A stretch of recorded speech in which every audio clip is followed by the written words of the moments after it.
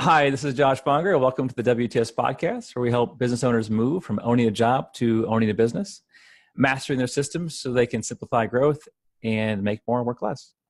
And today I have a special guest, Gavin Zuchlinski. Gavin is the founder of Acuity Scheduling, the slickest way for businesses to automate and manage their appointments online, allowing clients to schedule themselves. Gavin is a self-professed tech geek and espresso maniac, a word he does not use lightly, who wholeheartedly believes that businesses should be fun. All right, Gavin, so let's start from the beginning. And why don't you tell us your story? How did you start this company? Awesome. Yeah. Thanks for having me on here.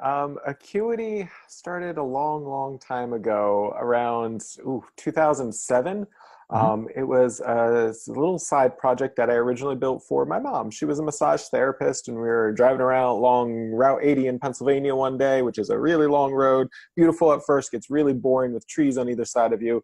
And while chatting with her, she kept getting interrupted by clients asking about scheduling appointments and rescheduling and canceling, and really felt like there had to be a better way. It was just this mess of wasted time and back and forth and learning about like Aunt Sally's kidney stones were why they had to cancel the appointment. So Acuity came out of that as a way for her clients to book and manage their own appointments, fill out forms and everything else so that they could show up on time with her prepared for them, and take away all that rigmarole that goes along and the logistics that go along with scheduling appointments, so that she could really just show up and focus on what she was best at. And now it's grown from, just her to well over 50, 70,000 businesses all around the world that use Acuity every day. Wow, that's amazing. So when you first started, I mean, it's a great idea. And my mom actually is a massage therapist as well. So you and I kind of relate in that way. Was there anything else out there like this that made you think this is a good idea? Or was it just, you searched and there was nothing? Yeah, back then I really didn't value my time that much. There were a couple things out there, but they were, frankly, they were a little bit, they did a little bit too much, and they didn't do it well enough. And they were really expensive too. But by expensive, I mean like $60 a month. Which for the amount that it saves you is not that much. But anyway, I wanted to create something that was a little bit better, because there frankly wasn't that much. Now there's 1,000,001 different schedulers out there. It's a very crowded space, but we were one of the very early ones back then. And the focus was to be very strictly on creating a really fantastic scheduler, being that as the core of many businesses are the appointments. Like that's sort of that transaction and how you make money, like her, where if you're not getting appointments, you're not making money. So we wanted to really focus on making that as slick as possible and support everything around there, from, getting people to originally book their appointments, getting them to actually, show up on time, prepared, and then finally rebooking again, getting that relationship between you and the customer and really completing that cycle too. So that's where Acuity was born, trying to stay away from all of the other bits that some of the other folks were doing, like doing email marketing and everything else. There's tons of great software out for that. But creating a very affordable, very effective, very easy to use and powerful scheduling tool. Very cool. And when I first started off coaching, I didn't use a tool at all. I mean, now I do. I use one of your competitors, and we'll dive into the differences about different schedulers. But I just remember going back and forth with these people and saying, that's crazy. And then I moved on to, well, maybe I'll just tell them, here are 3 times available, pick one of them. And then, I cut the back and forth from 4 down to 2. And then I was like, well, this is still not very effective. And then it must have been maybe 5 years ago that someone was like, well, why don't you use a scheduling software? And then it was this, it was these clients that I had that were not very tech savvy, and they were afraid of it, and they were afraid of clicking the button, and they just wanted to do it over the phone. And now it's very easy to use. So it's been pretty interesting to watch this, kind of take over the world. And still there's tons of people who still don't even know about scheduling software. It's probably most people on this podcast have never even thought about it. It saves you so much time. I know, it's one of those like no-brainers for a business. As long as you're like, if you're only doing, I don't know, 2 appointments a week or something like that, you probably don't need a scheduler. But if you're doing much more than that, the time that you save really adds up, and it's the convenience too.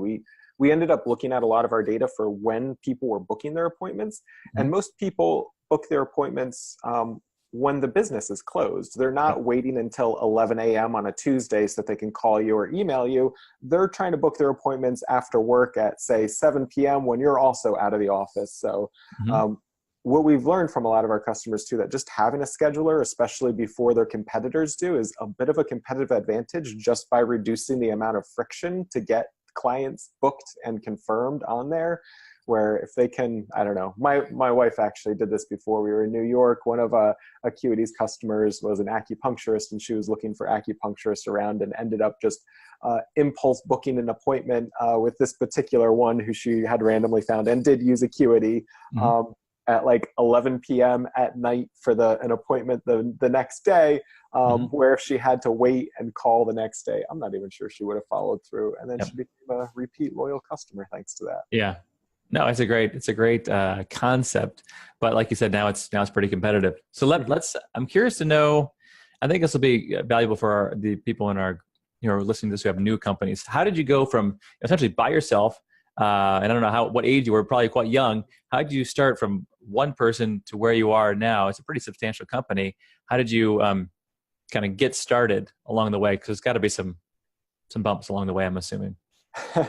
There sure were. Yeah. So at the very beginning, I was doing web development freelance at the same time. And I originally thought, Acuity, this will be a great sort of lead tool, like businesses probably will want, like I can sort of get them in a scheduler and then build a website out of it. That completely failed, but people loved the scheduling part of it.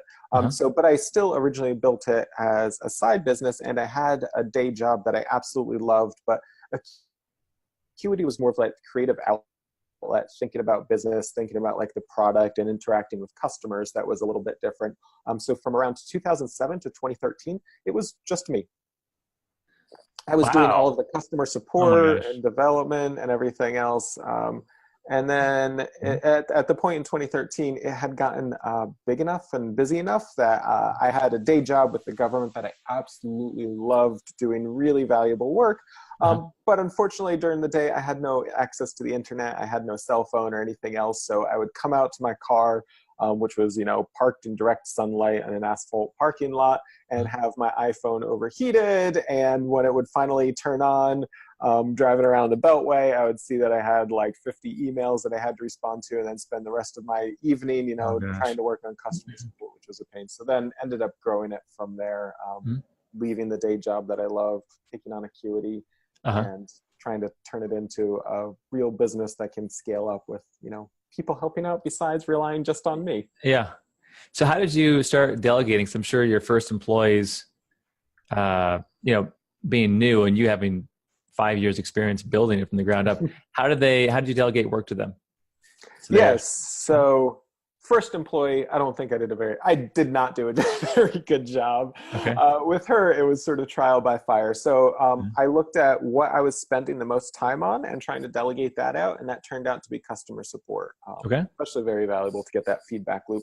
The very first person I just sort of threw into the mix, we switched up how we were doing support just technically from, being Gmail of support at acuityscheduling.com that would point just to me, to then using a tool called Help Scout, where it's more of like a shared inbox. And even with one other person, that was pretty important.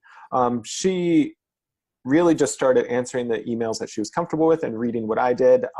But then from employee number 2, we fixed all of that and came up with a much more formalized training process and really focused on customer support. And even once we started getting developers on, all of our developers go through the support training too, so they get that intimate understanding of who the customers really are.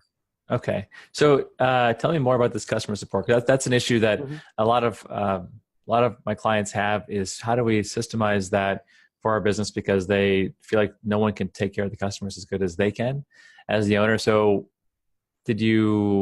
how do you train them? Oh yeah, that's really freaking hard, isn't it? Yeah. And as the owner too, that's like, I don't know, like I would always tell my early employees too, like we're still small enough, and actually I still do now, we're still small enough that like you're basically speaking for me. And it's a tough one to give up, where it's like your customer's the sale. And especially once you see like angry customers in there and you look like, oh, I would have done such a better job, but only because you know the tools and you know everything so intimately. But you, as a single person, you can't like scale up and support thousands and tens of thousands of people just on your own. Like Mm-hmm. you're going to reduce the level of customer support, even if the individual instances would be higher quality, just because you can't scale up like that. So from the very beginning, we focused a lot on training. So we're a totally remote company. So very first thing was hiring for personality and finding the right people who I could absolutely trust. Maybe not have the technical skills though, but that can be trained. So then we would do a week of in-person training in New York City, and we still do that. Wow. Still, we actually really use like a lot of the same script that we did, which is trying to get them first, thinking about it, them experimenting using it as like a customer, and then going through all of the different things, going through a lot of the extreme cases, having a lot of quizzes. We use a tool called Lessonly to do a lot of quizzes and training courses inside of there, and we're constantly building that up too. After that, we do a week of remote training where they're still not answering customer emails yet. They're maybe looking at a couple and starting to get their feet wet with it, but they're not in the thick of it yet. We're doing training on more advanced topics and, more advanced things, like doing like secondary training on HIPAA and all that fun stuff. And then finally in week number 3, they start to answer customer emails, but they don't hit reply. They get every single email reviewed by somebody else who sort of, gives feedback both on the content of it. Are they accurately answering it? Because once you've been dealing with customers for a while, you can read between the lines a little much easier. You see, a salon is writing in and asking about, having things be booked during the middle of other things. And you realize, oh yeah, they do like colorings and they want to book a men's haircut in the middle of like a lady's coloring when that's drying and that type of thing. So anyway, you start to read between the lines with that. And that goes on for several months until we look at a lot of metrics like the customer support rating with smiles, like was the email good, okay, poor, to get a sense for quality and how they're making the customer feel, and replies and everything else, and sprinkle in training and more advanced things throughout there too. Wow, that's really comprehensive. And I hope people got that, is that this is why you need to have a profitable business, because that costs real money. I mean, this is it has 2 solid work weeks of paying for training. They're not really doing anything. And then they're kind of doing half work. So that's like 90, 100 hours you're investing into somebody before they're actually making money back. Yeah. And flying them to New York. Like we had some people start from Australia, and we flew them from Australia to New York, because actually as a remote company too, you want them to feel like they're part of a company and not just, some cog that you're outsourcing angry customers to or anything like that. It is a lot. And it's actually a double hit too, because that person who's reviewing all of their emails isn't writing emails themselves too. So to hire on one person, you're not getting value out of the new person for several months, and you're losing somebody else during that period. It's something that we're constantly trying to refine and try to reduce the impact of that one full-time person. But to get the quality, that quality, like we were saying before, is so important. That way you can trust that person. And I think that pays off in the long run too, because we retain a lot more customers thanks to, serving them well, making sure that they can effectively use it, and that they just smile at the end of that experience too. Yeah, that's really amazing. People, a lot of times they want to build a competitive advantage based on some kind of tech or some kind of unique edge that's going to last maybe a few months or a few weeks. But building out a team like this, what you're doing, I mean, that's very difficult to do, but most people aren't going to do it because it's difficult. But I think, like you said, for the long term, you're going to have really stable team, stable support, stable customers, and difficult to compete against you on customer service, I can tell. Yeah. Frankly, we invest like just as much into that as anything else in the company. We have tons of tools behind the scenes that are custom for that. And especially what we find too is we're dealing with businesses who operate around appointments, and a lot of them come in with very specific ideas about what they want. Acuity is extremely flexible, but to try to support them, and frankly, a lot of the folks just aren't that technical, and we try to make it as easy as possible and then have fantastic support to get you up and running with that. And no matter how easy the software is, without a human that you can really, communicate with, it would be difficult to understand and get the most value out of something like Acuity. So let's do a little case study, because I know a lot of people here are either using your software or some other software out there, or no software. So let's say they're like, okay, I'm going to start using this. I'm going to start using this booking software, and they are a coach or a consultant. What should they be thinking of? How should they do it? And how do they, what should their first few weeks be like in terms of telling their clients and in terms of setting it up? Yeah, with some of the troubles that we see, if you're not using any scheduling software at all, one of the first things that I'd recommend is like, I don't know, how are you managing your calendar? If it's in an online way through something like Google Calendar already, it's going to be much easier to transition to Acuity, just because we can automatically import and make sure that you're never double booked. If you're transitioning from like a paper notebook, it's going to be a little bit harder, but you're probably feeling a lot of pain from that anyway. So getting set up, the absolute core is thinking about the basics. So if you're a brand new business starting out too, one mistake that we sometimes see is people thinking way too much about every single possibility in their business, when really you get an extreme advantage out of scheduling software just in general, by having the core, the most common thing that you're doing. If you're booking, like you want people to book a lot of intro, like discovery sessions, get that set up first. Just forget about doing any fancy like recurring packages or anything like that. Just think about what that core is to get people's foot in the door. So think about the types of services that you offer, like discovery sessions or like repeat coaching appointments, that type of thing. Get those set up into there. Think about, when you want to be available.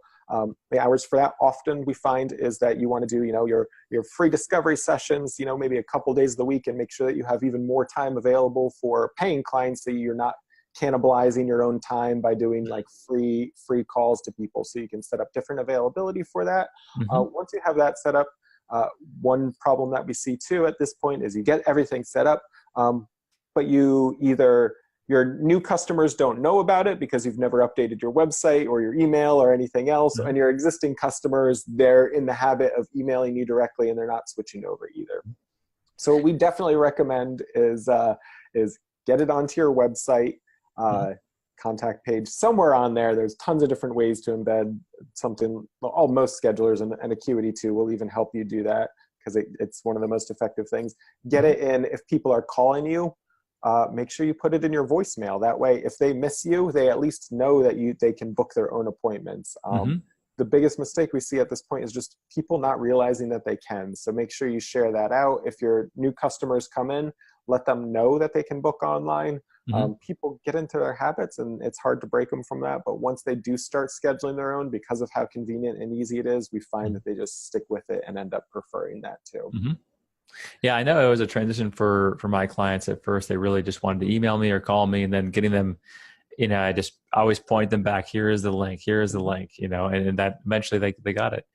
Even the ones who were very, not tech savvy, they end up getting it. So let's go to a super user. So let's say somebody, they're already savvy. They have been using scheduling softwares for a couple of years now, maybe your product, maybe another product.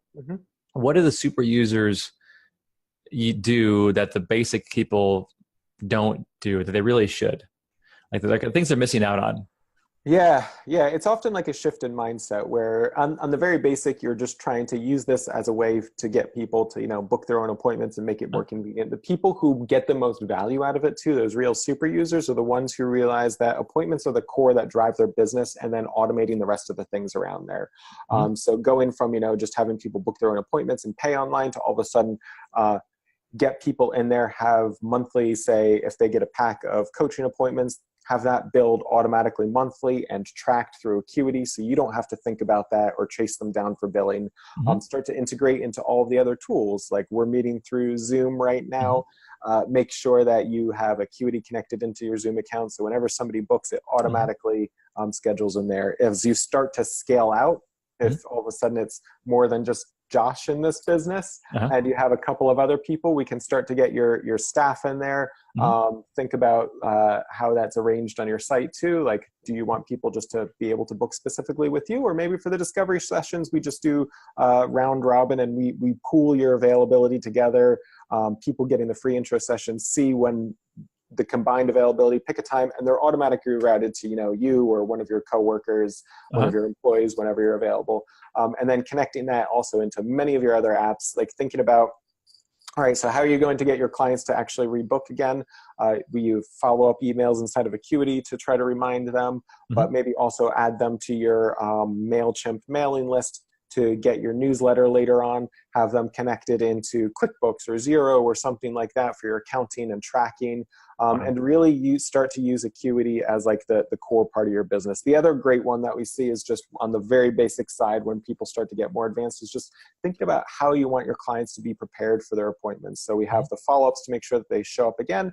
But beforehand, maybe do a drip series. Start to use reminder emails. You can set up several of those inside of Acuity to do a sort of a drip sequence to remind them. So when they book their appointment, you have them fill out a form. You can do custom build forms to ask them what their goals are for the sessions, that you come into it knowing exactly what you want to talk about, and then make sure that they show up too. So, maybe send an email 2 weeks in advance, like, hey, start thinking about what your financial goals are for the next year and what are the pain points in your business that you would like to systematize.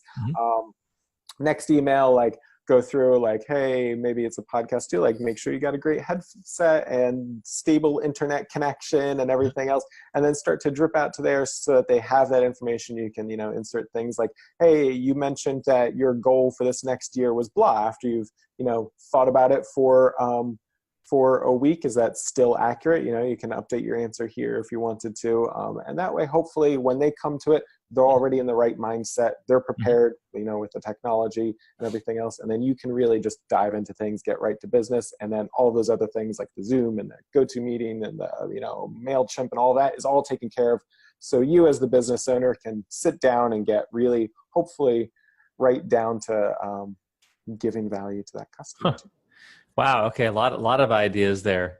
I was taking some notes. Was that too many ideas? No, that was good. Are we going to be going on for 2 hours now? No, that was good. I mean, hopefully anyone who schedules appointments should have got something there. And for me, it comes down to what is the most common thing I book, and then getting really effective at, like, what do you do beforehand, afterwards, during, and then I have, other unusual meetings, and maybe not worry about all those other things during those particular meetings, because it's just not worth trying to automate those things. But the one thing, I was thinking about this as you were talking, the one thing that I've not figured out, and maybe your software does it, is, this is just a kind of a personal question, but maybe someone else will get value out of it. But so you have a client, and they pay, they're working with you, and they have scheduled several appointments. They're kind of on a retainer. I have a lot of clients on retainer. But then I've got about 100 clients right now. So let's say a client decides they go on vacation. So you're like, okay, they're gone for a week, no big deal. But then another week goes by and they don't schedule. And then another week goes by. And for me to keep track of who's showing up or not, it becomes very difficult when there's a lot of clients. So does your software have any kind of thing that reminds you and says, hey, so-and-so hasn't booked an appointment in 3 weeks. Maybe you should follow up with them. Or it hasn't, warning, red flag, this client that's paying has stopped booking appointments. Maybe you should, is there anything like that out there in the market? Maybe a new innovation for you. Yeah, that's an interesting one. So you can send a follow-up email to the client. Like, if 2 weeks later, if they haven't booked their next appointment yet, automatically send a follow-up to them. It won't alert you though. But in the client list inside of Acuity, you can filter down and only show the list of clients who haven't, say, booked an appointment in 3 weeks and don't have an upcoming one. So you can see through there. You can also, when you export all of your clients to Excel, will show how long it has been since their last appointment. So that way you could find, just people who have booked within the last 6 months, but are like haven't booked, in more than since 2 weeks ago or something. Okay. Like that. So Yeah, that's a great idea. I mean, we won't alert you, but you can get all of that and pull that out on your own through Acuity. Okay, still a little bit manual, but Yeah. that would be at least for my unique need right now. That would be kind of interesting. But it sounds like the information's available if you dig for it a little bit. Yeah, yeah. I mean, we're not hiding it. It's like one click over to the client list, one click to filter down and show people who haven't booked in 2 weeks. Okay, cool. That's good. So a couple other questions I wanted to use before I know you've got to run. So, well, this is kind of off topic, but I know I wanted to ask you about it just because I'm an espresso drinker. So, on your bio, it says you're an espresso aficionado. What is the trick to the best espresso? What would you say? Oh man, I am such a geek with it now. I've started roasting my own beans because the freshness of the beans right now. I moved from New York City to Pennsylvania after Okay. my son was born, and the freshness of the beans is like one of those key things to like get the good crema and everything else. You have to have good quality beans. So the only way I was able to get that around here was starting to roast my own. So I sweetmarias.com is where I get the green coffee beans from. They last like green coffee beans unroasted last for like 6 months to a year. Okay. And then roasting them my own, I can like use them like 4 days later or so. And like things are so fresh. Crema is beautiful. And just good equipment and everything else too.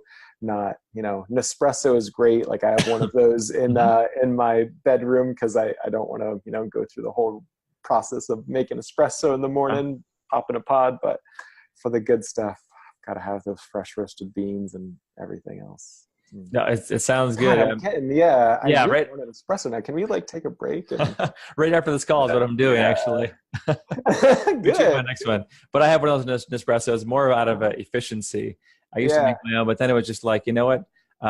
It's just so simple, and it's good enough, but it's not. yeah. It's not as messy too. Like I gotta say, like grinding beans and everything else, it gets very messy.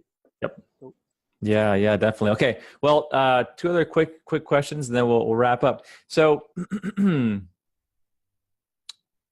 so the differences between your scheduling software and all the other ones, I can't miss this question because I had someone in our membership group ask about this. So Calendly, Schedule Once, your software, what are some of the differences between the softwares? Why would someone choose you over the other ones?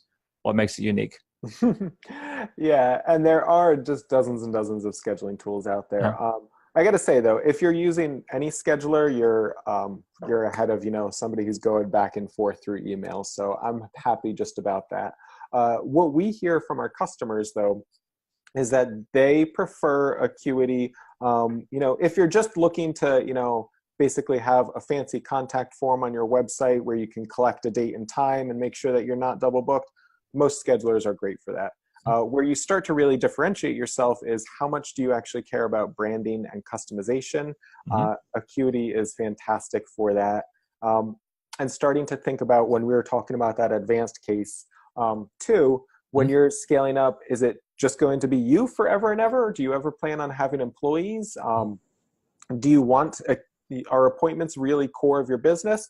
If you are just having maybe 2-3 appointments per week at most, tons of other schedulers out there that are probably cheaper than Acuity. Our low plan starts at $15 a month. Mhm. um, I think you can find some other ones that are way cheaper, but where they fall short is when you start to get on that little more advanced side, when you're thinking about when you're tracking, packages of appointments and you're selling that, if you're selling out that recurring subscription to get people on there, if you're starting to look at those automated follow-up emails and that drip series beforehand for reminders and all the different ways that it integrates into everything, and especially too setting up more advanced availability. We see this a lot with say like massage therapists, where it'll be Mhm. 3 therapists who are sharing 2 rooms in an office. That type of thing Acuity makes very, very simple, so that appointments can really be the core of your business, and not just a fancy contact form. So now you're getting me a little bit excited. Maybe I'll switch over maybe to your program now. What is the so if somebody wants, has a complicated business, I do a lot of appointments. Mhm. Um, do they have to pay extra for someone to show them how to use the software, or is that what your customer support does? Kind of say, actually, you know what, each probably. I mean, are they customer service / strategists, or do they just customer support when something breaks? Yeah, so we've got awesome customer support. We do webinars too, where you can ask questions during the webinars. Our customer support is through email. We're really fast to respond. And like I mentioned too, everybody's really well trained too. So if you do have some basic questions, they can offer you advice. If you really want somebody to dive into, how you run your business and how it's connected into all of your different apps and start to, really help you set that up too. We have the Acuity Certified Expert programs, which are some outside experts who will charge a little bit more, but they can be really, really hands-on into not just Acuity, but everything else and how it all connects together too. Very cool. Well, that's good. Well, I learned a lot during this podcast. I mean, this is kind of more like a session for me, but I know a lot of people struggle with the same things that I do. So hopefully that helps. So final question, what is one thing that you want to leave the audience with, knowing that they are small business owners? Well, some of them have larger companies, but small business owners who are trying to get more systematic, more efficient with their business. Any words of wisdom? And then where can people find out more about you and your business?